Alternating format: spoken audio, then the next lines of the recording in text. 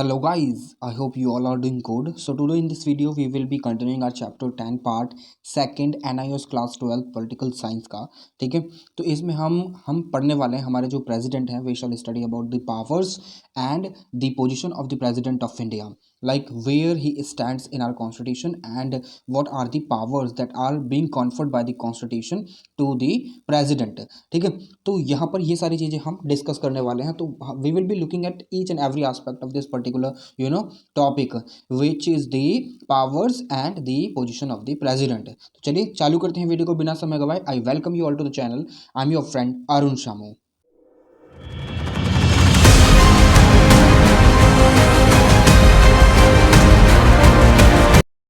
Now, before we shall study this particular topic, there is a duty that you need to follow or abide by.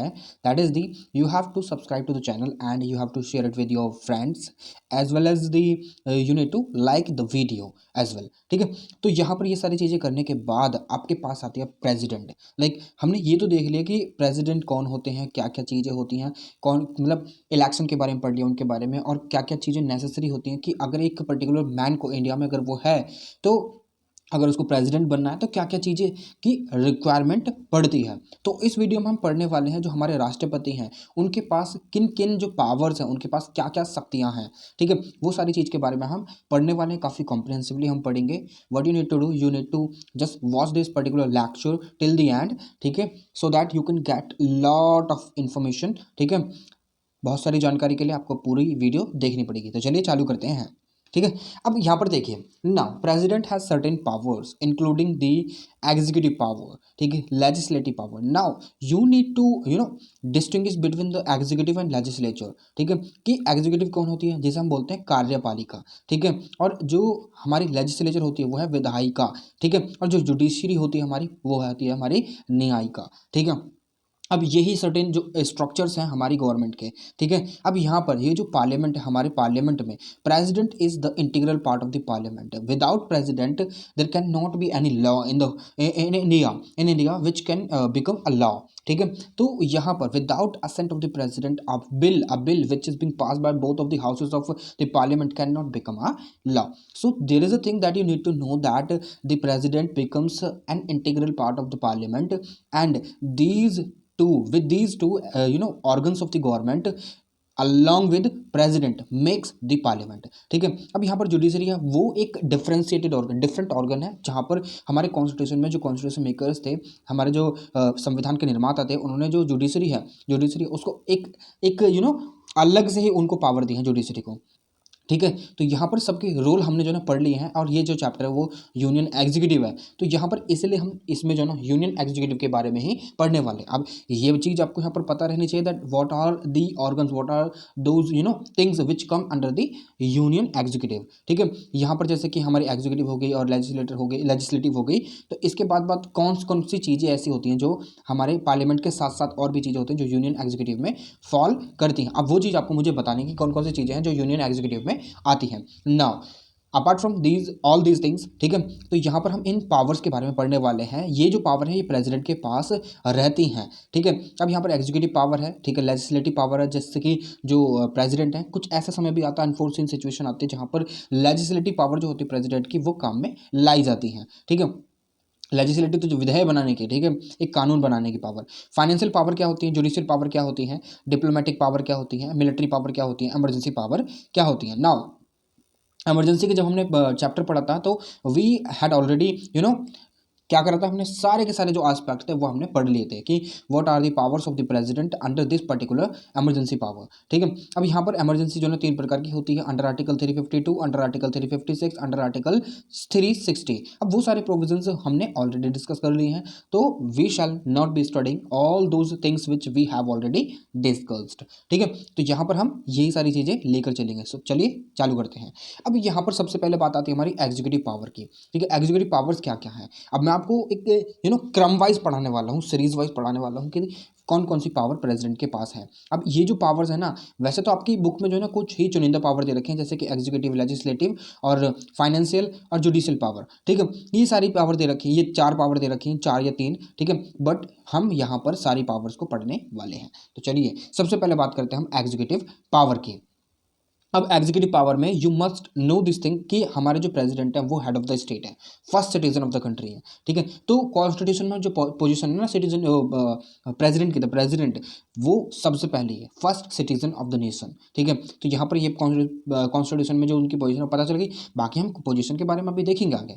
यहाँ पर हम बात करते हैं सबसे पहले यहाँ पर एग्जीक्यूटिव पावर के बारे में। तो यहाँ पर एग्जीक्यूटिव एक्शन जितने भी लिए जाते हैं ना वो प्रेसिडेंट के नाम पर ही लिए जाते हैं, ठीक है। अगर कोई भी मानकर चलिए प्राइम मिनिस्टर जो भी अगर मानकर चलिए बिल वगैरह लेकर आते हैं, कुछ ऐसे बिल होते हैं जो बिना प्रेसिडेंट की परमिशन के नहीं लेकर आए जा सकते। अब प्रेसिडेंट के उस पर मोहर या फिर सिग्नेचर तो चाहिए होते हैं। अब प्राइम मिनिस्टर क्या करते हैं, वो ऑलरेडी काफ़ी जो लेटर पैड होते हैं ना, तो उन पर जो लेटर हेड बोल सकते हैं, लेटर पैड बोल सकते हैं, उन पर जो ना ऑलरेडी प्रेसिडेंट के या फिर स्टैंप होते हैं या फिर सिग्नेचर ऑलरेडी करा कर रखते हैं। तो उन्हें अगर कुछ भी अगर इशू कराना होता है, क्योंकि बार बार तो प्रेसिडेंट के पास जाएंगे नहीं, ठीक है, तो वहां पर उनका कुछ भी इशू करना होता है, कंट्री में कोई भी विधेयक वगैरह लेकर आना होता है, तो वहां पर उन्हें जो है प्रेसिडेंट की अप्रूवल चाहिए होती है, ठीक है। यानी अगर इंटरनेशनल लेवल पर भी अगर कुछ भी साइन हो रही है ना, ट्रीटी वगैरह भी साइन हो रही है, तो भी वो गवर्नमेंट जो प्रेसिडेंट है ना उन्हीं के नाम पर साइन होगी, ठीक है। अब यहाँ पर he can make rules specifying the manner which order in which the order and other instrument made and executed. देखिए यहाँ पर इसमें ये लिखा है कि ये जो प्रेसिडेंट होते हैं वो रूल बना सकते हैं, कुछ भी अपने तरीके के रूल बना सकते हैं, जैसे कि कोई भी अगर साइन लेना या फिर कुछ भी एक ऑर्डर उनके नाम पर निकलेगा वो किस तरीके का होना चाहिए, कैसे कैसे उस चीज़ को इम्प्लीमेंट किया जाना चाहिए, तो ये सारी चीज़ें जो है ना प्रेसिडेंट खुद डिसाइड कर सकते हैं, ठीक है। ये चीज़ आपको पता चलेगी। चलिए अब ये जो ना रूल भी बना सकते हैं अपने जो जितने भी मतलब जैसे जैसे प्रेसिडेंट का काम होता है उस काम को करने के लिए कुछ भी अगर रूल बनेगा तो वो प्रेसिडेंट खुद डिसाइड कर सकते हैं कि यूनियन गवर्नमेंट में किस तरीके से काम होना चाहिए, ठीक है। अलोकेशन जो बिजनेस वगैरह उसका अलोकेशन किस तरीके से होना चाहिए, ठीक है, मिनिस्टर्स के बीच में, ठीक है। तो ये सारी जैसे कि मिनिस्ट्रीज बढ़ती है ना काफ़ी सारी ऐसे ही, ठीक है। जैसे कि होम मिनिस्ट्री अलग है, फाइनेंस मिनिस्ट्री अलग है, डिफेंस मिनिस्ट्री अलग है, रक्षा मंत्रालय जैसे हम बोलते हैं, मिनिस्ट्री को मंत्रालय बोलते हैं, ठीक है। ये बात आपको यहाँ पर समझनी होगी। तो यहाँ पर ये रूल बनाते हैं, ये अपने आप अपने रूल बना सकते हैं, एग्जीक्यूटिव पावर है इनकी ये, ठीक है। अब देखिए यहाँ पर इन सारी चीज़ों को समझने से पहले जो है ना आप एक चीज़ और समझ लो कि प्रेसिडेंट हमेशा अगर काम करेंगे ना तब वो कहीं ना कहीं वो काउंसिल ऑफ मिनिस्टर्स होते हैं ना उन्हीं की एड एंड एडवाइस के तौर पर काम करेंगे। विदाउट उनके अगर कुछ भी प्रेसिडेंट के द्वारा एक्शन लिया जाता है ना तो वो अनकॉन्स्टिट्यूशनल कहलाएगा, ठीक है। फिर उनको या तो उनको इम्पीच भी करा जा सकता है इस वजह से। इसलिए उनकी जो मतलब कुछ भी अगर वो रूल्स वगैरह बनाते हैं ना कुछ भी बिजनेस ट्रांजैक्शन के लिए, पार्लियामेंट में कैसे बिल लेकर आना कैसे नहीं होना, सब उन्हीं के नाम पर होते हैं सारी चीज़ें।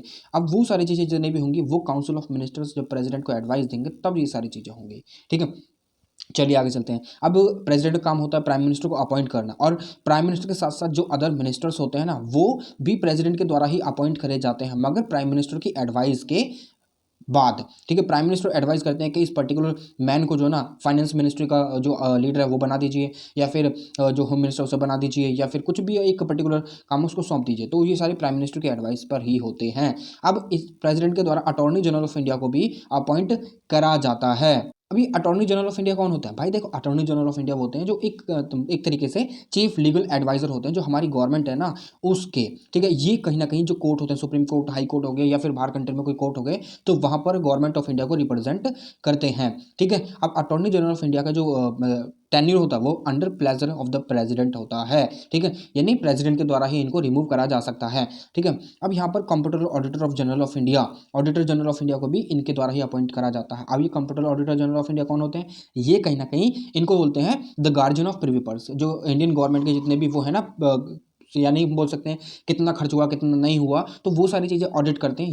ये स्टेट में भी काम करते हैं और जो सेंट्रल लेवल पर भी काम करते हैं। अब इलेक्शन कमिश्नर को भी प्रेसिडेंट के द्वारा अपॉइंट करा जाता है। अदर जो इलेक्शन कमिश्नर्स होते हैं, चीफ इलेक्शन कमिश्नर के साथ साथ अदर जो इलेक्शन कमिश्नर्स होते हैं उनको भी अपॉइंट करा जाता है प्रेसिडेंट के द्वारा। और जो जो पब्लिक सर्विस कमीशन के जितने भी हेड होते हैं ना उनको भी प्रेसिडेंट के द्वारा ही यानी अपॉइंट करा जाता है, जैसे कि यूपीएससी, ठीक है। और जो गवर्नर होते हैं ना स्टेट के वो भी प्रेसिडेंट के नाम पर ही काम करते हैं, ठीक है। फाइनेंस मिनिस्टर के जो हेड हैं उनको भी प्रेसिडेंट के द्वारा ही अपॉइंट करा जाता है। एग्जीक्यूटिव पावर की अगर बात करें तो यहाँ पर प्रेसिडेंट के हाथ में ये भी पावर होती है कि वो किसी भी डिपार्टमेंट और किसी भी एडमिनिस्ट्रेशन अफेयर के संबंध में किसी भी एक प्रपोजल के रिगार्डिंग भी प्राइम मिनिस्टर से उस रिगार्डिंग जो है इन्फॉर्मेशन ले सकते हैं। और ये प्रेसिडेंट ये भी कह सकते हैं प्राइम मिनिस्टर को कि अगर एक तुम्हारे जो कैबिनेट है उसमें से एक किसी मिनिस्टर ने पर्टिकुलर डिसीजन लिया है, उसने कुछ एक अच्छा सा डिसीजन दिया है प्रेसिडेंट को, तो यहाँ पर प्रेसिडेंट जो है प्राइम मिनिस्टर ये कह सकते हैं कि भाई साहब ये जो डिसीजन है ये तुम्हारे एक बंदे ने दिया, इसे जाकर जो है ना काउंसिल ऑफ मिनिस्टर से पास करवाओ। अगर तुम इस पर अग्री हो तो ठीक है, इसे आगे बढ़ाते हैं, अदरवाइज इसे यहीं पर खारिज करते हैं। तो ये सारी एडवाइस भी प्रेसिडेंट जो है ना प्राइम मिनिस्टर को देते हैं। ठीक है, चलिए आगे चलते हैं। अब यहाँ पर जो है ना ये जो है ना कमीशन को एक कमीशन इन्वेस्टिगेट भी कर सकते हैं, यानी कि ये जो ना एक इन्वेस्टिगेशन कमीशन को भी सेटअप कर सकते हैं, उसका इस्टेब्लिशमेंट कर सकते हैं, ताकि वो जो एससीज और एसटीज है ना कंट्री में और अदर बैकवर्ड क्लासेस हैं उनकी जो दुर्दशा क्या है, उनकी क्या कंडीशन चल रही है, वो सारी चीज़ों को एक तरीके से वो इन्वेस्टिगेट कर सकें। ठीक है, अब यहाँ पर प्रेसिडेंट के द्वारा जो इंटर स्टेट काउंसिल होती है ना उसको भी कहीं ना कहीं वो जो अपॉइंट करा जाता है। ठीक है, और जो सेंट्रल स्टेट के जो रिलेशन होते हैं ना और इंटर स्टेट के रिलेशन होते हैं उसको मेंटेन करने के लिए इंटर स्टेट काउंसिल का जो इस्टेब्लिशमेंट होता है। ठीक है, अब यहाँ पर ये डायरेक्टली जो है ना जो यूनियन टेरिटरीज होती हैं जैसे कि दादर नागर हवेली हो गई और आपकी जो है लक्षद्वीप हो गया और जो अंडमान निकोबार हो गए और भी काफ़ी सारी जो जैसे कि पुडुचेरी है और आपकी जो दिल्ली है ये भी एक यूनियन टेरिटरी, और चंडीगढ़ भी है एक यूनियन टेरिटरी है। तो चंडीगढ़ में एडमिनिस्ट्रेटर होता है। ठीक है, तो यहाँ पर इनके द्वारा प्रेसिडेंट के द्वारा एडमिनिस्ट्रेटर को डायरेक्टली अपॉइंट करा जाता है ताकि ये जो यूनियन टेरिटरीज है ना इनको एडमिनिस्टर कर सकें, वहाँ के प्रशासन की देखरेख कर सकें, और इनके द्वारा ही एक पर्टिकुलर एरिया को शेड्यूल एरिया डिक्लेयर करा जाता है। ठीक है, यानी शेड्यूल एरिया और ट्राइबल एरिया इन्हीं के द्वारा डिक्लेयर करा जाता है और उनको एडमिनिस्टर भी इन्हीं के द्वारा करा जाता है। ठीक है, चलिए वहां पर प्रशासन का से काम जितना भी रिलेटेड होता है ना वो इन्हीं के द्वारा होता है। ठीक है, चलिए आगे आते हैं इनकी लेजिस्लेटिव पावर। अब देखिए लेजिस्लेटिव पावर यानी विधेयक बनाने की पावर। ठीक है, अब पहली बात कि पार्लियामेंट के इंटीग्रल पार्ट है, तो यहाँ पर ये पार्लियामेंट को बुला भी सकते हैं। पार्लियामेंट में जितने मेंबर हैं अगर कोई स्पेशल सेशन इनको बुलाना हो, स्पेशल बैठक बुलानी हो तो वो उन्हें पार्लियामेंट के सेशन को बुला भी सकते हैं और उसको प्रोरोगिव यानी स्थगित भी कर सकते हैं। ठीक है, और यहाँ पर डिसॉल्व भी कर सकते हैं। ठीक है, डिसॉल्व भी कर सकते हैं लोकसभा को, और यहाँ पर जॉइंट सिटिंग का भी एक प्रावधान है जो इनके द्वारा बुलाई जा सकती है एक पर्टिकुलर डेडलॉक को हटाने के लिए। ठीक है, अब ये डेडलॉक वगैरह क्या होता है आप बस ये सुनिए कि ये समझिए कि जॉइंट सेटिंग को बुला सकते हैं। जॉइंट सेटिंग जहां पर राज्यसभा और लोकसभा दोनों एक साथ बैठते हैं आकर। ठीक है, और उसको प्रेजाइड करते हैं कौन, स्पीकर ऑफ द लोकसभा। ठीक है, यहाँ पर ये पार्लियामेंट को जो है ना जब फर्स्ट पार्लियामेंट कंडक्ट होता है यानी फर्स्ट सेशन होता है ना उसमें जो है ना ये कहीं ना कहीं जो है उसको ग्रीट करते हैं जाकर, या फिर हम बोल सकते हैं कि हर साल एक नया सेशन जब चालू होता है ना तो वहां पर सबसे पहली ग्रीटिंग होती है ना वो प्रेसिडेंट के द्वारा दी जाती है जिसे हम बोलते हैं मोशन ऑफ थैंक्स। ठीक है, अगर ये पास नहीं होते ना पार्लियामेंट में जो मोशन ऑफ थैंक प्रेसिडेंट के द्वारा लेकर आई जाती है, ठीक है, यानी ग्रीटिंग जो लेकर आई जाती है, अगर ये पास नहीं होते तो उससे क्या होता है कि हम ये समझते हैं कि जो रूलिंग गवर्नमेंट है ना वो मेजोरिटी में नहीं है, और जब वो मेजोरिटी में नहीं है तो वहाँ पर फिर जो है उसमें नो कॉन्फिडेंस मोशन आ जाती है और उस समय पर उसको पार्लियामेंट को डिसॉल्व कर दिया जाता है। ठीक है, पावर नहीं होती है क्योंकि हमारे यहाँ पर जो है ना जो पार्लियामेंट्री फॉर्म ऑफ सिस्टम को जो फॉलो करा जाता है, अब यहाँ पर जो है ना मेजोरिटी पार्टी रूल करती है, जो कहीं ना कहीं इलेक्शन में सबसे ज़्यादा मेजोरिटी रूल लेकर आती है, मेजोरिटी वोट हासिल करती है, वो कहीं ना कहीं गवर्नमेंट फॉर्म करती है। अगर वो गवर्नमेंट जो प्रेसिडेंट के द्वारा है एक मोशन ऑफ थैंक्स लेकर आ जा रहा है पार्लियामेंट में और उसको एक्सेप्ट नहीं करा गया मेजोरिटी के साथ, ठीक है, तो इससे क्या होगा कि इससे ये पता चलेगा कि जो गवर्नमेंट है उसके फेवर में लोग है ही नहीं, जो मेंबर ऑफ पार्लियामेंट है उसके फेवर में नहीं है, सब अलग अलग है, तो इससे क्या होगा कि मेजोरिटी प्रूव नहीं हो पाएगी और यहाँ पर गवर्नमेंट गिरने के भी चांसेस बन जाते हैं। ठीक है, अब यहाँ पर he can appoint member of the Lok Sabha. ठीक है, member of Lok Sabha preside over its proceeding when office of both speaker and deputy speaker fall vacant, यानी अगर डेप्यूटी स्पीकर भी नहीं है और स्पीकर भी नहीं है, यानी जो हमारे अभी ओम बिरला जी हैं, ठीक है, तो यहाँ पर अगर वो नहीं होते हैं तो वहाँ पर क्या होगा कि प्रेसिडेंट डिसाइड करेंगे कि वहाँ पर फिर जो लोकसभा है उसको प्रिजाइड कौन करेगा, उसका सदन का अध्यक्ष कौन बनेगा। ठीक है, तो यहाँ पर यही सारी चीज़ें यहाँ पर होती हैं, ऐसी राज्यसभा के मामले में होता है। ठीक है, चले आगे चलिए। अब यहाँ पर प्रेसिडेंट के द्वारा दो जो राज्यसभा के मेंबर हैं यानी 12 जो राज्यसभा के मेंबर हैं उसको नॉमिनेट करा जाता है जिनके पास स्पेशल नॉलेज होती है, चाहे फिर वो लिटरेचर में हो, साइंस में हो, आर्ट में हो या फिर सोशल साइंस में हो। ठीक है, अब इनके द्वारा ये भी क्वेश्चन करा जाता है कि अगर कोई भी एक मेंबर डिस्क्वालीफाई हो रहा है अंडर 10th शेड्यूल तो उसको डिस्क्वालीफाई कैसे करना है, कैसे नहीं करना है। ठीक है, तो ये भी कहीं ना कहीं किसके पास होती है पावर, प्रेसिडेंट के पास होती है जब ये इलेक्शन कमीशन के साथ डिस्कस कर लेते हैं। ठीक है, अब कुछ ऐसे बिल होते हैं हमारी पार्लियामेंट में जो लेकर आए जाते हैं, मगर उन पर जो ना प्रायर रिकमेंडेशन चाहिए होती है प्रेसिडेंट की। तो यहाँ पर ऐसे भी बिल होते हैं, तो इसके लिए मैंने आपको बताया कि जो प्राइम मिनिस्टर होते हैं उनके पास ऑलरेडी काफ़ी सारे ऐसे सिग्नेचर करे हुए जो खत वगैरह हैं या फिर लेटर हेड होते हैं वो पड़े होते हैं, तो वहाँ पर उनको ज़्यादा ज़रूरत नहीं पड़ती है, ठीक है। मगर हाँ, उनका प्रेसिडेंट का प्रायर रिकमेंडेशन चाहिए होता है, ठीक है। जैसे कि अगर कॉन्सोलिडेटेड यानी सीएफआई बोलते हैं वैसे तो, ठीक है, कॉन्सोलिडेटेड फंड ऑफ इंडिया में से अगर पैसे वगैरह निकालने हैं तो उसमें से कहीं ना कहीं निकालने के लिए उस पर प्रेसिडेंट की जो प्रायर परमिशन चाहिए होती है, या फिर स्टेट की बाउंड्रीज वगैरह को अगर अल्टर कर रहे हैं तो, ठीक है, पार्लियामेंट के द्वारा ही करी जाती है सारी चीज़ें, ठीक है। अब यहाँ पर लेजिस्लेटिव पावर में प्रेसिडेंट के पास एक और पावर आती है कि अगर प्रेसिडेंट को, अगर पार्लियामेंट में दो सेशन होते हैं, लोकसभा और राज्यसभा, अगर दोनों ने पास कर दिया और प्रेसिडेंट के पास यहाँ पर उसको असेंट के लिए भेजा, उसके सिग्नेचर के, प्रेसिडेंट के सिग्नेचर के लिए भेज दिया गया, तो प्रेसिडेंट यहाँ पर अपनी असेंट दे सकता है बिल को, ठीक है, विद होल्ड कर सकता है, ठीक है, और या फिर रिटर्न कर सकता है कंसिडरेशन के लिए, क्योंकि दोबारा इस पर दोनों तुम जांच पड़ताल करो और दोबारा मुझे भेजो। मगर अगर दोबारा पार्लियामेंट ने पास कर दिया, ठीक है, दोनों ने पास कर दिया बिना अमेंडमेंट के या फिर अमेंडमेंट के साथ, तो यहाँ पर प्रेसिडेंट को असेंट देनी पड़ जाएगी, ठीक है। If the bill pass again by the parliament with और without amendment, the president has to give his assent to the bill, ठीक है। मगर यहाँ पर मनी बिल को तो प्रेसिडेंट को असेंट देनी ही पड़ती है, ठीक है। मगर अगर कॉन्स्टिट्यूशन बिल हो गया ना, कॉन्स्टिट्यूशन अमेंडमेंट बिल हो गया, तो यहाँ पर सदन में से, दोनों सदन में से पास होना चाहिए वो, ठीक है, और वो भी जो है स्पेशल मेजोरिटी के साथ। ये स्पेशल मेजोरिटी वाला कॉन्सेप्ट क्या है ये मैंने आपको ऑलरेडी बता दिया है, ठीक है। अब यहाँ पर एक और पावर आती है स्टेट बिल से रिलेटेड, ठीक है। अगर एक स्टेट लेजिस्लेचर है, उसने जो है ना गवर्नर को पहुंचाया बिल, अपने एक विधेयक लेकर आई वो अपने स्टेट लेजिस्लेटिव असेंबली में, और वहाँ पर वो पास हो गया, फिर स्टेट लेजिस्लेटिव काउंसिल से भी पास हो गया, अगर काउंसिल है तो, ठीक है। अगर अदरवाइज अगर स्टेट लेजिस्लेटिव असेंबली से पास हो गया और वो गवर्नर के पास गया, गवर्नर ने ये कहा कि गवर्नर उसको बिल को साइन कर सकता है, अगर वो सेटिस्फाई है उसको रोक सकता है, ठीक है। और दूसरी बात, अगर गवर्नर चाहे तो उसको रोक सकता है, और किसके लिए, जो प्रेसिडेंट है उसकी कंसिडरेशन के लिए, ठीक है, और या फिर रिकंसिडरेशन के लिए भी भेज सकता है, ठीक है। तो यहाँ पर प्रेसिडेंट की जो कंसिडरेशन के लिए अगर गवर्नर रोकेगा ना बिल, तो यहाँ पर प्रेसिडेंट के पास काफ़ी सारी पावर आ जाती हैं कि वो प्रेसिडेंट उस बिल को जो है ना असेंट दे सकते हैं, मंजूरी दे सकते हैं, या फिर उसे कंप्लीटली जो है क्या कर सकते हैं, उसे उसे रिकंसिडरेशन के लिए भेज सकते हैं, या फिर कंप्लीटली उसे अपने पास रख सकते हैं, कोई साइन वगैरह ना करें, कोई भी इन्फॉर्मेशन ना दें, तो उसे बोलते हैं एब्सोल्यूट वीटो, ठीक है। तो यहाँ पर ये चीज़ है, ठीक है। चलें आगे, चलिए। अब यहाँ पर लेजिस्लेटिव पावर में जो प्रेसिडेंट है उनके पास एक और पावर आती है कि अगर पार्लियामेंट सेशन में नहीं है, रेसेस है, जैसे कि हमारे पार्लियामेंट में 3 सेशन होते हैं, कौन कौन से, एक तो बजट सेशन होता है, एक समर सेशन होता है, एक विंटर सेशन होता है, ठीक है। तो यहाँ पर 3 सेशन लगते हैं। अब 2 सेशन के बीच में 6 महीनों का गैप होता है, 6 महीनों का मैक्सिमम गैप हो सकता है, ठीक है।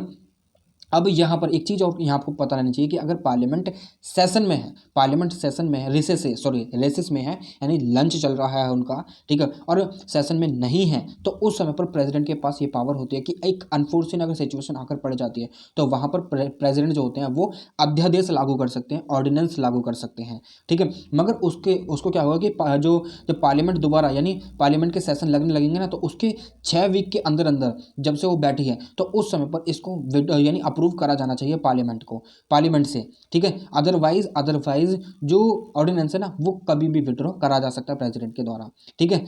ये बात आपको समझ में। चलिए, अब यहाँ पर जो comptroller auditor general of India की जो रिपोर्ट होती है, पब्लिक सर्विस कमीशन की रिपोर्ट होती हैं, फाइनेंस कमीशन की रिपोर्ट होती हैं, और SC ST की जो रिपोर्ट होती हैं, और भी बहुत सारी रिपोर्ट होती हैं, उन सबको पार्लियामेंट में अगर कोई लेकर जाएगा तो वो प्रेसिडेंट जाएंगे। ये भी लेजिस्लेटिव पावर है प्रेसिडेंट की, ठीक है। अब यहाँ पर इन कुछ जगहों को रेगुलेट करने के लिए प्रेसिडेंट जो है वो कानून बना सकते हैं, जैसे कि अंडमान निकोबार, लक्षद्वीप, दादर नागर हवेली, दामन दीव, और लद्दाख भी तो अभी यूनियन टेरिटरी ही है, ठीक है। तो ये बात आपको यहाँ पर समझ में आनी चाहिए, ठीक है। अब यहाँ पर ये और लिखा है कि इन केस ऑफ पुडुचेरी, देखिए पुडुचेरी में लेजिस्लेटिव असेंबली है, ठीक है, जैसे कि दिल्ली में है कि, ठीक है। तो प्रेसिडेंट जो है ना पुडुचेरी में यहाँ पर रेगुलेशन बना सकते हैं, कब, जब असेंबली सस्पेंड हो गई हो या फिर डिसॉल्व कर दी गई हो, ठीक है। ये बात आपको पता चल गई। चलिए, अब यहाँ पर मनी बिल जो है, पावर आती है फाइनेंशियल पावर, यानी जो आर्थिक पावर जो है प्रेसिडेंट के पास, आर्थिक शक्ति क्या है, यहाँ पर मनी बिल जो है वो हमेशा पार्लियामेंट में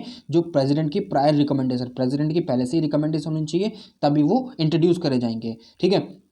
और यही रिस्पॉन्सिबल होते हैं जो हमारे जो साल में एक बार बजट आता है ना, जिसे हम जो फाइनेंशियल स्टेटमेंट बोलते हैं, एनुअल फाइनेंशियल स्टेटमेंट बोलते हैं, हमारे संविधान में कहीं भी बजट का यूज़ नहीं करा गया है, ठीक है, यूनियन बजट का यूज़ नहीं करा गया वर्ड का। यहाँ पर सिंपली कहा गया द एनुअल फाइनेंशियल स्टेटमेंट, जिसको हम सिंपल भाषा में यूनियन बजट बोलते हैं। तो इसको पार्लियामेंट में रखने वाले भी प्रेसिडेंट ही होते हैं, ठीक है। अब यहाँ पर जो ग्रांट होती हैं वो बिल्कुल भी प्रेसिडेंट की बिना रजामंदी के नहीं इशू हो सकती हैं, ठीक है। तो इसलिए जो डिमांड फॉर ग्रांट होती हैं, यानी पैसे वगैरह जो होते हैं, पैसे वगैरह से जितने भी रिलेटेड ग्रांट होती है ना, वो प्रेसिडेंट की बिना रिकमेंडेशन के नहीं उनको प्रोसीड किया जा सकता, ठीक है। अब यहाँ पर अगर कंटिजेंसी फंड ऑफ इंडिया से कोई भी अगर पैसा वगैरह निकालना है, यानी इमरजेंसी फंड होता है एक तरीके से, ठीक है, अगर यहाँ से पैसा निकालना होता तो भी प्रेसिडेंट की ही मंजूरी चाहिए होती है, कोई भी एक अनफोर्सिंग एक्सपेंडिचर को मीट आउट करने के लिए, ठीक है। चलिए, अब यहाँ पर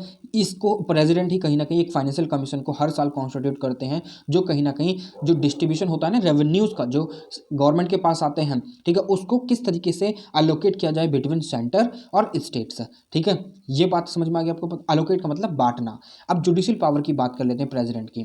तो जुडिशियल पावर की अगर हम बात करें तो यहाँ पर जो सुप्रीम कोर्ट के जजेस होते हैं और हाई कोर्ट के जजेस होते हैं, इनको प्रेसिडेंट के द्वारा ही अपॉइंट करा जाता है, ठीक है। और यहाँ पर जो प्रेसिडेंट के पास ये भी पावर होती है कि सुप्रीम कोर्ट के जो चीफ जस्टिस ऑफ इंडिया है ना, या फिर जजेस हैं, तो उनसे वो जो है ना एडवाइस मांग सकें किसी भी एक लीगल या फिर लॉ से रिलेटेड, ठीक है। तो यहाँ पर वैसे तो इनके पास अटॉर्नी जनरल ऑफ इंडिया होता है, मगर वो गवर्नमेंट के हित में काम करता है। यहाँ पर सुप्रीम कोर्ट को अपनी एडवाइस भी देनी होगी, मगर ये जो एडवाइस सुप्रीम कोर्ट के द्वारा दी जाएगी और प्रेसिडेंट ने पूछी है कुछ चीज़, तो यहाँ पर सुप्रीम कोर्ट के द्वारा दी गई एडवाइस बाइंडिंग नहीं होगी, यानी प्रेसिडेंट ये नहीं कि सुप्रीम कोर्ट की एडवाइस को मानेंगे ही मानेंगे, नहीं, ऐसा कुछ नहीं है, ठीक है। तो यहाँ पर दूसरी चीज़ ये भी है कि जो प्रेसिडेंट है ये कहीं ना कहीं पार्डन जो होती है, यानी क्षमा कर सकते हैं, रिप्राइव, रेस्पाइट, रेमिशन, पनिशमेंट, और जो सस्पेंड कर सकते हैं पनिशमेंट को, और रेमिट और कम्यूट कर सकते हैं किसी भी सेंटेंस को, या फिर हम बोल सकते हैं डेथ सेंटेंस को भी, ठीक है। यानी प्रेसिडेंट के पास पार्डनिंग पावर भी होती है, क्षमा करने की पावर भी होती है। जैसे कि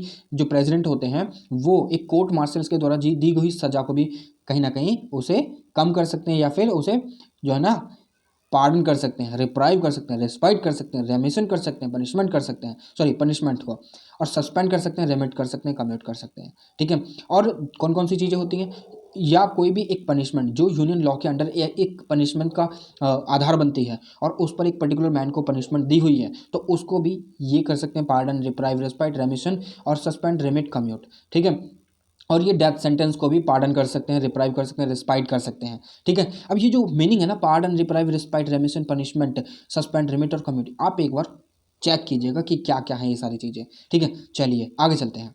अब यहाँ पर अगर हम बात करें डिप्लोमेटिक पावर की, अगर कोई भी इंटरनेशनल लेवल पर या फिर नेशनल लेवल पर ट्रीटी वगैरह साइन होती है, तो वो प्रेसिडेंट के नाम पर ही होती है, उनके बिहाफ पर ही होती है, ठीक है। और दूसरी चीज़ कि प्रेसिडेंट ही रिस्पॉन्सिबल होते हैं अगर किसी एक पर्टिकुलर एम्बेसडर या फिर डिप्लोमेट को रिसीव करना दूसरी कंट्रीज़ का। जैसे कि हमारी कंट्री में जो है ना काफ़ी सारे काउंसिल्स भी होते हैं, यानी दूसरी कंट्रीज़ के एम्बेसडर, हाई कमीशन भी होते हैं, यानी जैसे कि हम बोल सकते हैं कि जैसे हमारे इंडिया के जो आईएफएस होते हैं, इंडियन फॉरेन ऑफिसर्स होते हैं, वो दूसरी जगह पर हाई कमीशन और एम्बेसडर कहलाते हैं। तो यहाँ पर दूसरी कंट्रीज़ के भी होते हैं, जो कहीं ना कहीं हमारे यहाँ पर रहकर, जो हमारे यहाँ पर उनकी कंट्री की जो डायस्पोरा है उसको देख रेख करते हैं, उनके लोगों को देख रेख करते हैं, ठीक है। और एक तरीके से रिलेशंस बिल्डअप करते हैं कि कैसे रिलेशन चलने चाहिए दोनों कंट्री के बीच में, ठीक है। चलिए आगे बढ़ते हैं। अब मिलिट्री पावर भी है प्रेसिडेंट के पास, कि यहाँ पर जो प्रेसिडेंट हैं ये सुप्रीम कमांडर हैं डिफेंस फोर्सेस के इंडिया के।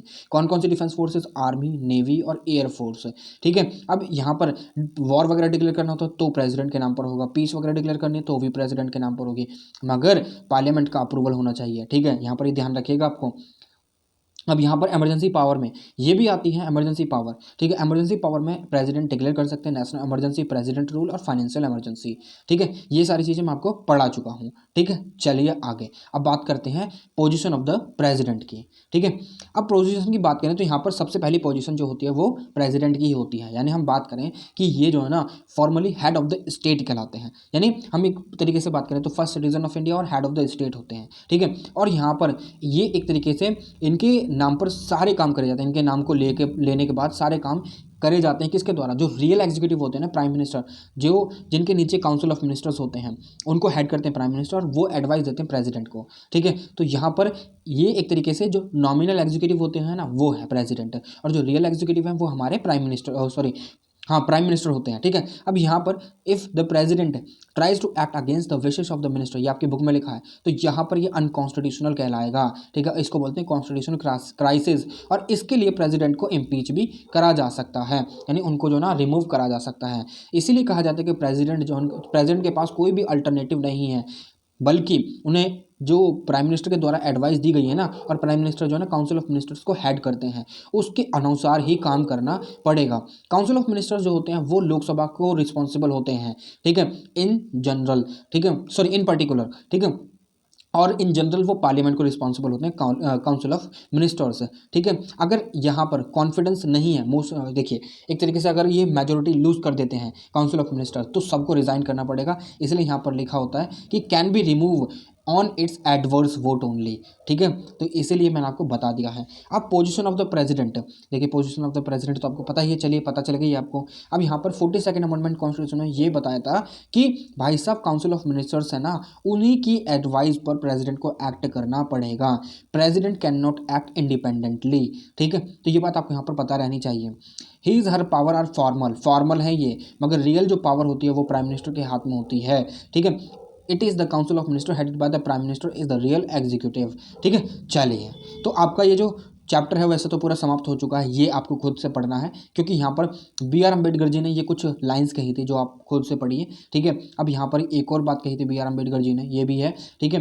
बाकी तो ये सारी चीज़ मैंने आपको ऑलरेडी बता दी हैं, आप पढ़ सकते हैं अपनी एक रेफरेंस के लिए। और जब आप इस अपने आंसर में लिखेंगे ना, अगर थोड़े से भी लिख दिया तो भी आपको बहुत अच्छे नंबर मिल जाएंगे, ठीक है। चलिए, तो यहाँ पर ये पूरा चैप्टर जो है प्रेसिडेंट का समाप्त होता है। आपके इसी चैप्टर में 10th चैप्टर में वाइस प्रेसिडेंट भी आते हैं, तो उसके बारे में हम नेक्स्ट वीडियो में बात करेंगे वाइस प्रेसिडेंट के बारे में, ठीक है। आपका यहाँ पर ये काम बनता है कि जो हमारे वाइस प्रेसिडेंट हैं वो कौन है अभी इस फिलहाल में, जब आप ये वीडियो देख रहे हैं, ठीक है। तो चलिए मिलते हैं आपसे एक और नई वीडियो में एक और नई इन्फॉर्मेशन के साथ, that is the vice president of India, ठीक है। उनके बारे में डिस्कस करेंगे, जानेंगे हर एक चीज़ को, ठीक है। चलिए मिलते हैं एक और नई वीडियो में, मगर आप जो है ना चैनल को सब्सक्राइब कर दीजिए, वीडियो को लाइक कीजिए, अपने दोस्तों के साथ भी शेयर कर दीजिए। अगर आपकी क्वेरी होती है तो आप यहाँ पर मुझे राइट कर सकते हैं और अपनी क्वेरीज जो है वो पूछ सकते हैं। तो चलिए मिलते हैं एक और नई वीडियो में एक और नई इन्फॉर्मेशन के साथ, तब तक के लिए विदा लेना चाहूँगा। जय हिंद।